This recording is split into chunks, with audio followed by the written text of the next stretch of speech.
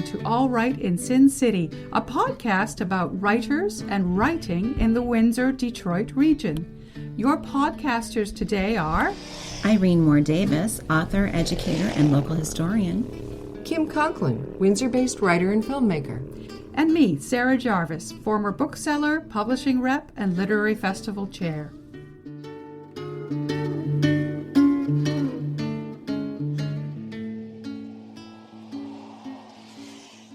Kim Nelson is an associate professor of film at the University of Windsor and also the director of the Humanities Research Group and the Live Doc Project.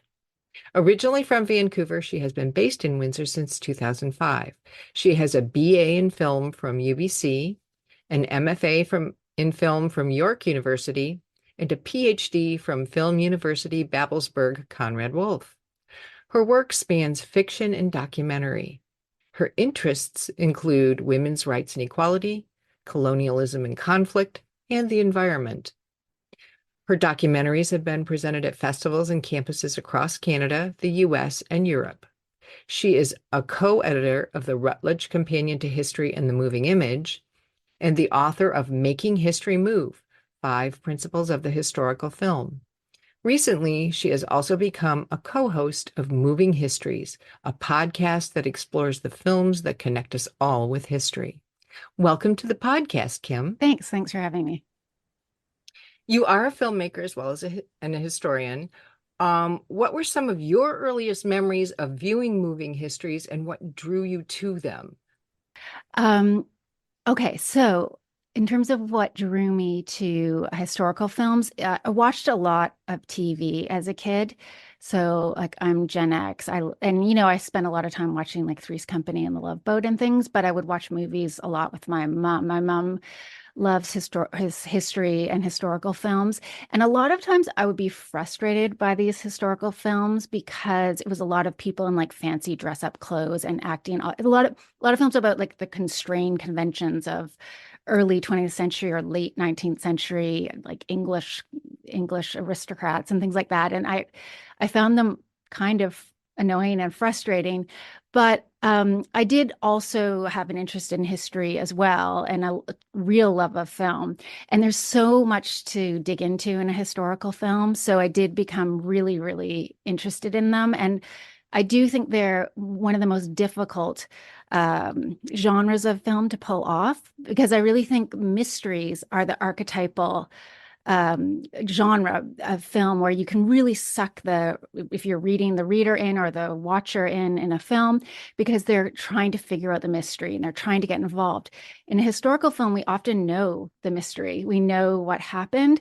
And so it's so much more complex. And so there's just so much there. And I think that's part of what drew me into the historical film. Moving histories include historical drama, documentary films, and hybrid films that combine all of that. Historical stories on film are powerful tools for learning, and they may also hijack our emotional responses. Can you tell us a little bit more about their unique power? Of like each different kind? Yes, please. Yeah. So, I think that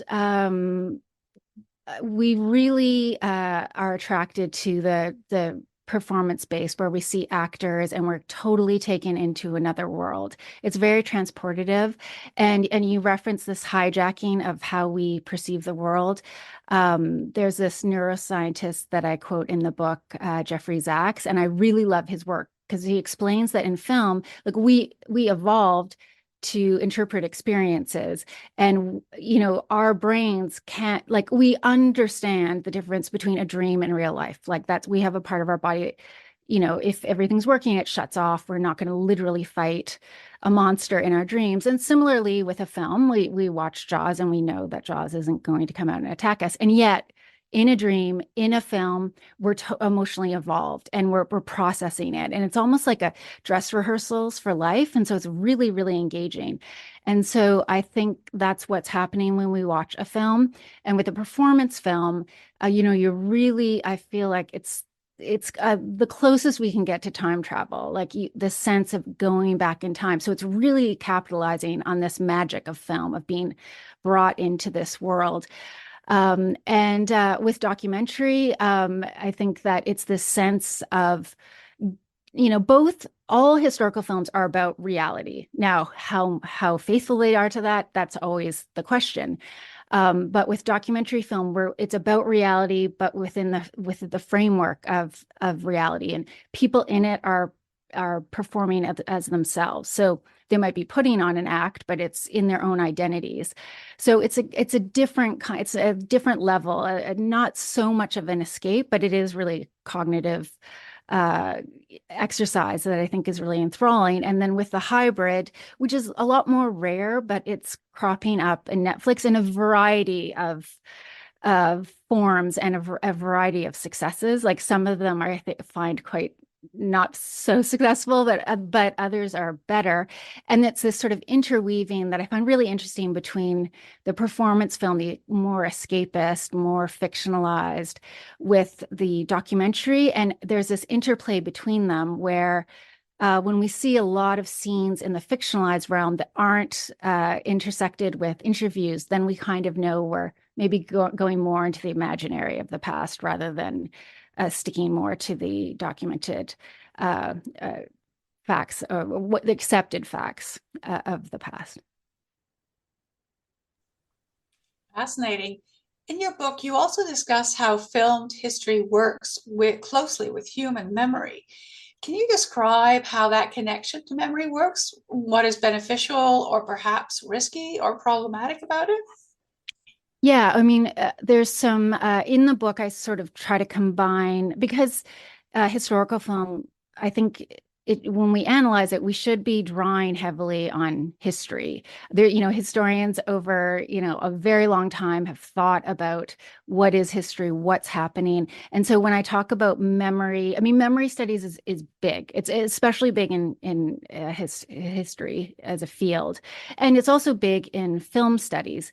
Memory does really kind of, it's the cornerstone of what history is built upon. And the thing is, there's a lot of problems with memory. And so I talk a bit about personal memory and how it works on a personal level, and how when we recall something from the past, neuroscience is now saying we're just recalling the last time we thought about it. So it's constantly changing and we don't really perceive it.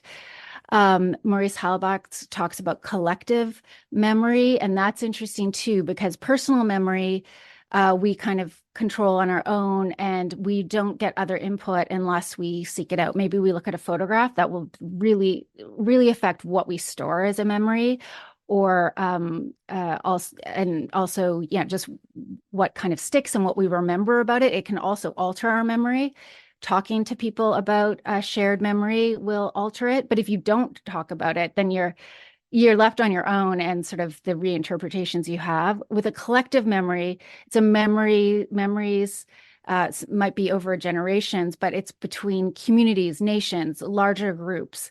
With collective memories, we start getting into history. But history is so similar to personal memory because it's based on these, fragments of the past. It evolves as it's retold. So I think, and I think it's interesting. There are, of course, the problem with history is we can't have an empirical proof. So I can't propose, or a historian can't propose, this is what happened, and then we can't just revisit the event. Even if we could, we'd still be seeing it from a perspective anyways. But so there's all these problems with history and memory, but the fact is, it doesn't mean that like some people try to really, especially postmodernism as a movement was sort of really critiquing history. And yet what is the alternative? There's no alternative. And I mentioned Christopher Nolan's film Memento in the book, which it was his first feature-length film, and it's fantastic. It's about a man played by Guy Pearce who loses his memory, and so he can't remember anything, and and the film plays backwards in scenes. Each scene that we see, so the first scene is like the last scene in time, and it kind of goes back, so it's like flips the order of reality. And you have a sense of what a culture would be like without a history, because this guy has to tattoo things on his arm and write things down, and everything goes awry because he can't remember. So people are able to totally manipulate him, manipulate his ability to keep track of things. So at the end of the day, like all things human, we can understand the failings, we can understand the issues, but it's actually the best we have and really worthwhile. And I think that sort of, if it's a cliche or whatever, but that the wise man learns from whatever the unwise man learns from his own mistakes, and the wise man learns from the mistakes of others. Like, that's what history is. And how else are we going to figure out what the heck we should be doing in all of our conflicts if we don't look to the past? So very, very interconnected between the personal and the collective. In the book, you also set out these 5 principles for your methodology about a good way to look at historical film. Their narration, evidence, reflexivity, foreignness, and plurality. Can you just briefly touch on what kinds of things you look at in these principles? Sure. And so there too, I'm drawing on the wealth of work that's been done in this field between film studies, critical theory, and history and philosophy of history. So narration is just how it's put together. So this also came out of this postmodern critique in the 20th century that, history is usually put into a story. And in fact, like the Annales historians tried to break this down, use data more, and leaning less on story. At the end of the day, however, just like Sarah's question about memory, I do think we go through life, and and what we're experiencing is not a story, but we internalize it as a story. We try to make sense of it as a story. That's how we try to figure out what happened, what should I do, how do I feel about this? It becomes a story. So I do think efforts to turn history into a science or make it data. I mean, some people can do that, but that's never going to be all that history is. And Hayden White, who is a philosopher I mentioned a lot, and he was a real enfant terrible, like in making these critiques of history about it being closer to literature than a science. And the fact is, it's a bit of both. I mean, obviously, what makes it history is that a claim to an oral history, some kind of, whether it's a collective memory, an oral history, a data, an archive, documents, that's what makes it history. But how we create meaning out of it is by connecting it together, and that by its very nature is fictionalizing. So history is a narrative, especially when we're talking about mainstream film, which is what I'm talking about. So it's all about how is the story, how are these events which were not a story, and the truth of them cannot be distilled to one perspective. How does it become that? So that's the first one. And it's the most kind of complicated one. The second one is evidence, and it's basically, that chapter is basically saying historical films should be actually held to a higher standard, and they should be, letting the audience know what sort of evidence they're using, and audiences should care about that. There's so much discussion about, like, well, that's just a movie. Like, don't be so pedantic, like it's just a movie. The fact is, and they've done scientific studies that I cite in the book, people can say that as much as they want. It's just a movie. And I know this is a movie. I know it's not real. I don't believe, when I see Brad Pitt and Mel Gibson and, Denzel Washington or whoever I see, I understand this is a movie. Well, that's all well and good. And you obviously do understand that on a certain level. However, it's such a powerful thing. And and they've done studies, and people, even when they are shown the movies and told, watch out for these fallacies and read these more accurate historical accounts. They did a study with a whole bunch of films. One of them was Amadeus. When they asked people afterwards, like quizzed them on what they think happened, what they remembered was the film. It sort of wipes out so much information. Now, if you're a historical specialist on an area, that's not going to happen to you. But if you're a historical specialist on a certain area, that will happen to you when you watch a film about another topic. So evidence is just crucial. That's what makes it not fiction. So I kind of and again in the film scholarly realm, talking about evidence, people often think you're being a bit of a hall monitor, but it's important. So evidence number two, and one of the films I talk about is Free State of Jones, and one of the reasons I chose that film, two reasons for the plurality of the characters, but also and I'll get to that. That's the fifth principle, but because that filmmaker created this website, so it's like an audiovisual bibliography, and the director Gary Ross walks through, and he'll say, "These were my sources. This is where I came up with this. This I changed. This didn't happen here. I put it here, and this is why." And so it's fantastic, and I think all films should do that. Historical films, especially with actors, are so expensive. Just think about like getting those period cars, the costumes, whatever it is. It's all so expensive. And then adding on top of that a website, like that's really not going to break the bank. So I'm kind of calling on people to do this. And I'm actually hoping audiences will want that and care about that. The third is reflexivity. And this is just this idea that you puncture the reality, and so that you give the audience this moment of like remembering that this is a narrative and that this is a perspective. And then I break down all the different ways this can be done in film. Even something as simple as we see in historical films all the time, when we see the titles that say the date and place. That's not a very strong reflexive thing because we're so used to it. But in a way, we are sort of puncturing that world a bit and being reminded, because that we know that date and time were put in place, not in the imaginary, or not in that past time that we're experiencing, but by the filmmakers as they were making the film. But there's so many ways, just like if you had a jump cut, like a jarring cut from like a wide shot to a closer shot, that's a reflexive. Anything that pulls people out of the story, a comedic. If you have an actor who's a little bit out of step and playing it more comedic, that's a reflexive aspect. So I just walked through what is reflexivity. And then the fourth is foreignness. And this taps into a longstanding debate in film and history, and this argument between two of the titans. So Natalie Zeman Davis, a really famous historian, one of the most famous historians going, most famous female historians as well. And she did write about film, so that's fantastic. She was a historical consultant on the return of Martin Guerre and wrote about it. And it's interesting because she was American and moved to Canada and was at University of Toronto. The other most important person in this debate and in this field is Robert Rosenstone, who was born in Montreal and moved to California as a child. So we have this Canadian-American combination with these two.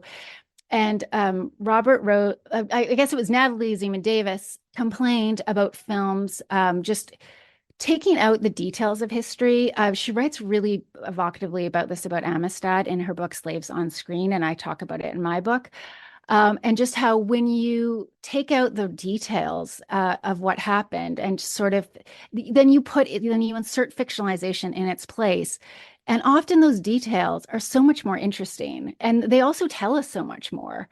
So she just argues, let the past be the past. And then Robert Rosenstone kind of pushed back on her. He is a historian. He wrote a lot of historical books about a whole bunch of topics, but he's also has written a lot about historical film. And he responds to her and he says, we should let films be films. And then I sort of intervene because he's telling her, like, don't be so, pedantic and saying that films have to be like academic papers. They're not going to be. And I say to them both, they're both kind of right, because the magic of film is that we can travel back in time, and the more we can have this sense of detail, the sense of what's different, the more we get out of it. And what I always think of, and this is funny, and I obviously didn't mention this in the book, but Us Magazine used to have this thing where they'd say celebrities, they're just like us, and they'd have people like eating, like celebrities eating or doing things like that. And I have this feeling like the more that we have these details, like the more that we can see what's different, like different cultures, different customs, different material realities, the more we can actually focus on what remains the same. So I think some films, they want the characters to be relatable, and it's like, oh, they're wearing a corset, but really they're just like us. So that's what foreignness is all about. And then plurality is the last one, and that is that a lot of times we'll see like reboots of history, like another film about Winston Churchill and another film about Winston Churchill. So what plurality is about is not saying prescribing like we have to have films made about this, but it's just that we need to, we should value when we have, if we're, rather than maybe another film about Winston Churchill, can we see this period or this conflict through the lens of other people? Or how many different kinds of people are we seeing this story depicted through? So every single film that I look at in the book in detail, which is Rise of Empires Ottoman, which is a hybrid film about the fall of Constantinople, Let It Fall, which is a documentary about what happened after the verdict around the Rodney King trial, and Free State of Jones, which is a Civil War film. In order to choose like each of them, what I looked for is the diversity of representation in terms of women, like gender, sex, religion, race, class. And so in the introduction, I show how these films sort of what different kinds of people they show. And then the other aspect of plurality is who's behind the camera. And again, I'm not trying to say certain people, their time's up, they shouldn't be making films. It's not that, but we see over and over again the same kinds of people making films.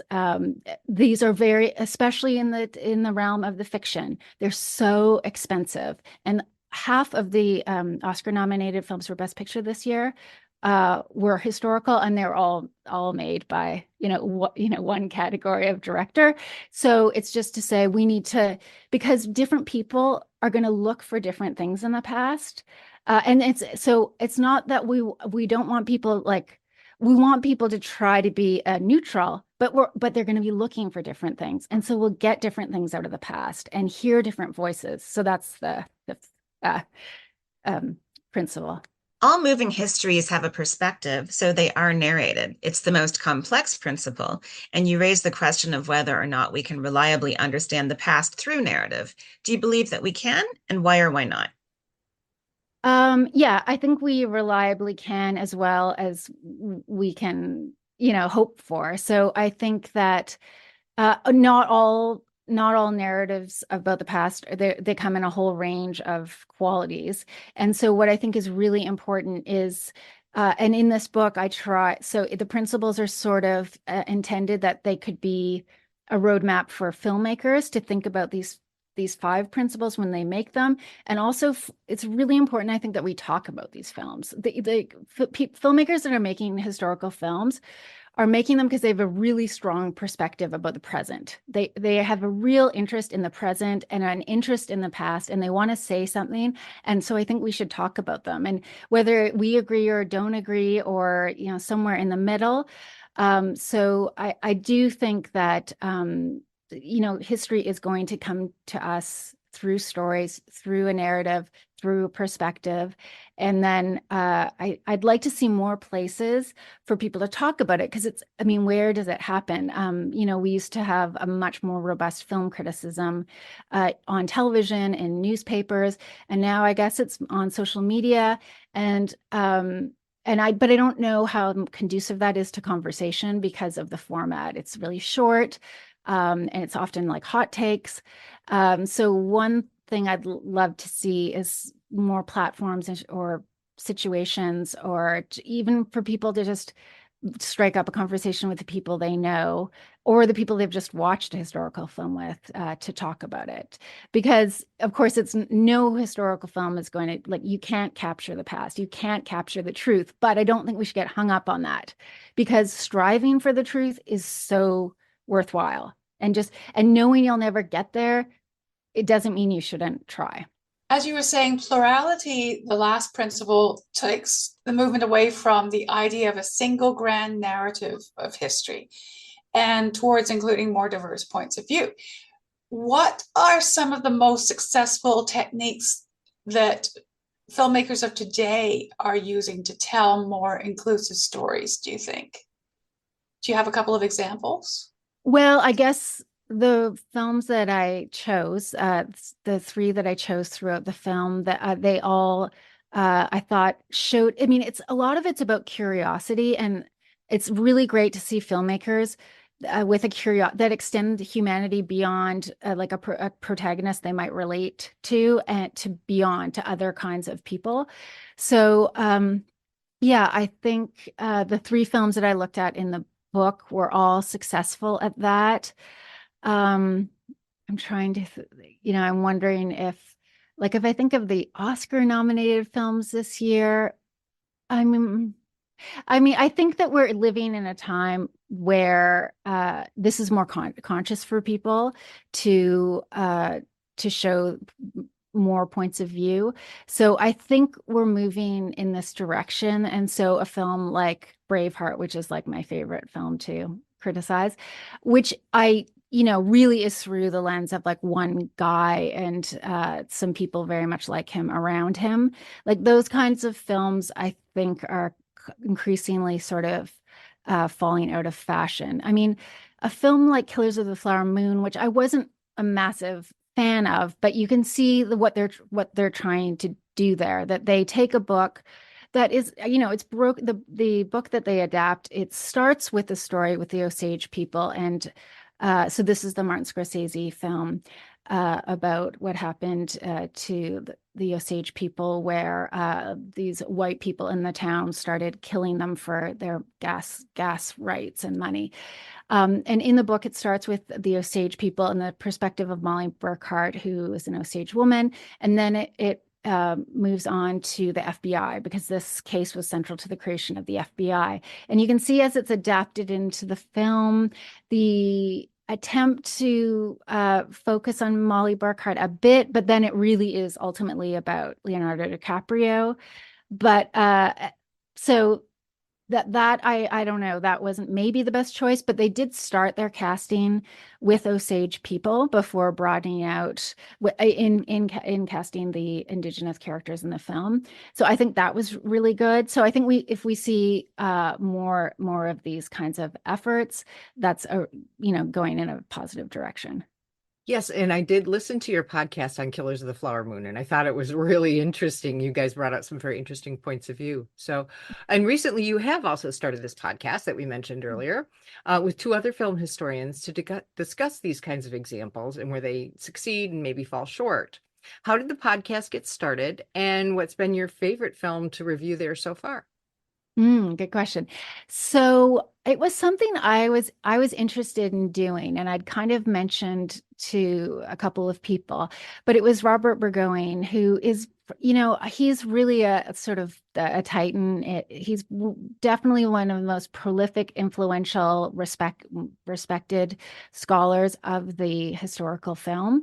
So it's great because I really lucked out in living here, because he retired from University of St. Andrews in Scotland, but he had been at Wayne State before, and his family, his wife is here. She's a lawyer in Detroit, so he lives just over the border, and so that's how I got to know him, and initially through another wonderful scholar, Josh Umubi. And so it was Robert who suggested it. John Trafton's based in Los Angeles and is another great scholar of historical films. So yeah, that's basically how it started. And the idea is to just have a conversation like I'm talking about. And I do hope we can get a venue going for audiences because we'll have an opinion we express about the films, but other people are going to have opinions that we want to hear as well. And in terms of my favorite film to talk about so far, I think, as we go, we get more into the groove. So The Zone of Interest, I think, was a really interesting film that we talked about. It was a very intense experience to watch this film. So it won some Academy Awards, and it's this very interesting film about the Rudolf Höss and his family. He was a commandant of Auschwitz. really well known to people because that character was played in another movie. Because again, a lot of our historical touchstones are through films. He was a character in Schindler's List, played by Ralph Fiennes. So a lot of people know this character person through that. And this film is really interesting because it was shot with it was almost like a Big Brother, like they shot it with these surveillance cameras. And it's a really difficult topic. And we just basically see this family and it's very mundane. So we talk about that one. One we just recorded is about a series that not many people know about, but I absolutely loved it. It's called White House Plumbers. It was an HBO series that came out in fall of 2023. And it's about the Watergate break-in, and it's a comedy. And so that's a reflexive mode already. Like it's all of it is reflexive. You're always reminded in every scene that you're watching a portrayal of history. And yet there's a lot of historical facts in it. And again, another really important thing that historical film does is you find you're exposed to it and then you look it up. And a lot of people, their next stop is Wikipedia. And if they're still interested, they'll move on to other sources. So that's a really great thing about historical film. And White House Plumbers does this as well. And it was fun to talk about a comedy and what laughter does with history, because it's a very interesting. I think it's an important way to do history. It wouldn't work as the only way to do history, but it's actually quite effective as a way to do history. In your book, you discuss a wide range of historical films and documentaries, and three that you reference frequently as examples are The Free State of Jones, which is a historical drama, Rise of Empires, Ottomans, which is a documentary drama hybrid, and Let It Fall, Los Angeles, 1982 to 1992, which is a documentary. So my question is, what essential qualities do these films have that make them such strong examples of your principles? Yeah, so all of them did a great job at showing a range of characters. In terms of the representations I was looking for, the only representation I didn't find in any of the films was different ranges of physical ability. That wasn't in any of the films. However, everything else I was looking for was present in at least one of these other films, these diverse representations. So each film had a variety of characters that we have concern for, and we see their points of view. And they all had a range of race and class, and gender and sex. So we have these. So that's really important because a lot of films don't have those combinations. So that was a key aspect of what I was looking for. And another thing that's really important to me is that all three of them, actually, Free State of Jones is let's see, it's a bit different. Well, no, all of them do have sympathies across different lines. So I don't want to watch a history where it's like, these people are good and these people are bad. Like that's not helpful. And I think it denies our humanity. So with Let It Fall, Los Angeles, 1982, 1992, I really thought John Ridley, the director, who was also the screenwriter of 12 Years a Slave, very successful filmmaker, he did a great job of, in a documentary, especially in the way you edit it, you can really, mold the audience's sympathies. And he really doesn't do this. He really, it's emotional, it's impactful, but he really listens to people. And, there's definitely one character who's a police officer who doesn't come across well, and it's important to have his perspective. He's like kind of an apologist for the police officers who eventually in a civil trial were convicted for beating Rodney King. But basically every other character, and we see a range of people that lived in the affected neighborhoods, when the unrest happened after the verdict, and we have police officers who are involved and all, and we really kind of hear each of their perspectives. So I thought that was fantastic. With Rise of Empires, Ottoman, I thought it was very interesting. It's made by a Turkish American filmmaker, and it's interesting because it's shot with an all Turkish cast and yet only in English, which is interesting because some series are shooting in multiple languages if they if they can, but this was shot all in English. And you can watch it and be rooting for the Ottomans to conquer Constantinople as they do, or you can watch it as identifying more with the Eastern Roman Empire and hoping that they don't fall. And so that I thought was really good too, because and there's would definitely have been conflicts over history where there is one side that is an aggressor and there's nothing to sympathize with, and that's how it should be portrayed. But I think this watching a conflict in a war where you're seeing both sides and sympathizing with both sides is really, really useful and done well in that series. And then Free State of Jones, also it's centered on a poor farmer, but beyond that, the main characters are people that are, I think at the beginning, there's an enslaved character and one who has escaped, and they're really important characters. So that was a really great perspective, and to have that. Now, I will say the Confederates are like really over the top bad, but I kind of understand that, you're going to be careful that you don't want to be portraying their point of view so much. But there is a variety of characters and perspectives that we see in Free State of Jones as well. And it was actually faulted in some film reviews for sticking too close to the history and not being shaped enough into a 3-act film. Wow. Yeah. So what are you working on now if you have time for that? Are you writing or making another film? Oh, yeah. Well, I think I do live documentaries, and we have plans to do a live documentary about the Arab foodways between Detroit and Windsor at the Arab American Museum early next year. And so what live documentary is taking a documentary and then making it into a bit of a performance. So you have live elements on stage and a documentary film. But I think what we want to do with this one is have the live component being some live narration and some food, like eating the food that we're seeing on screen, and how tying it all together. So that's a film project I'm working on.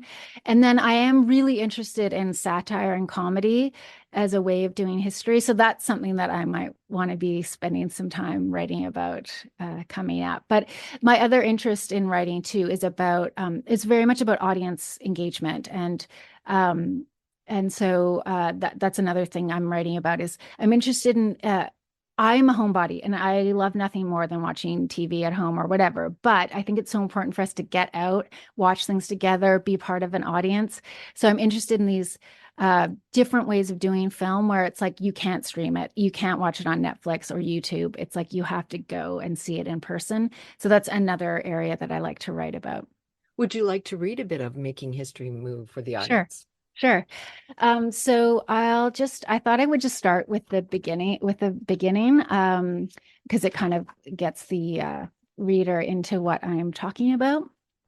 Lace and metal, towering powdered wigs defying gravity, and reams of molded fabric, all characterize the sumptuous imagery of history films. While written, oral, and theatrical histories paint pictures that hold up a candle to specific details, guiding the perceiver with lumina enough to lay out evidence and argument. In history films, the filmmaker's canvas is lit by stadium lights, manifesting a dizzying tableau of unaccounted detail from the shadows, unveiling specifics and spaces previously unfathomed as they were undescribed. The splendor of seeing and hearing the alien, the evocation of vanished peoples, places, and events and times is an intense attraction to experiencing history in moving images. History has a special relationship to truth and identity. The moving image medium has great power to mesmerize and influence. Together, moving images and history merge into a substantial force, a moving history that makes a mass spectacle of memory. Moving histories enter a contract with their audience different from films and series that craft fictional plots. Histories make truth claims that shoulder extra responsibilities that come along with what Hayden White described as the burden of history.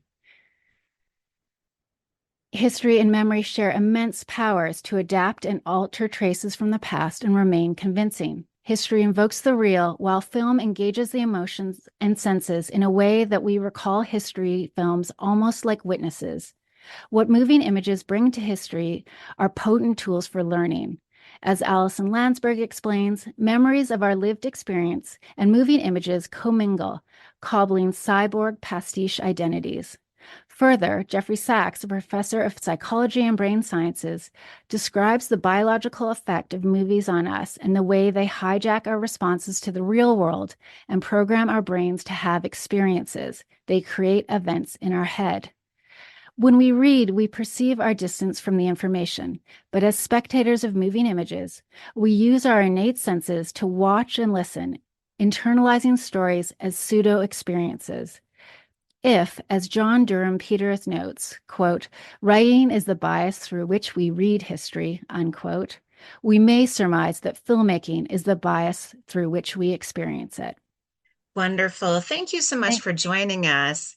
Kim Nelson is the author of the new book, Making History Move, 5 Principles of the Historical Film, and we're so grateful that you've joined us. Thanks so much. I really appreciate your interest and great to talk to you. Thanks for joining us. Look for more episodes of All Right in Sin City wherever you listen to podcasts, or check out our website, allrightinsincity.com. For information and announcements of new podcasts, sign up to our email list or follow us on Facebook and Twitter.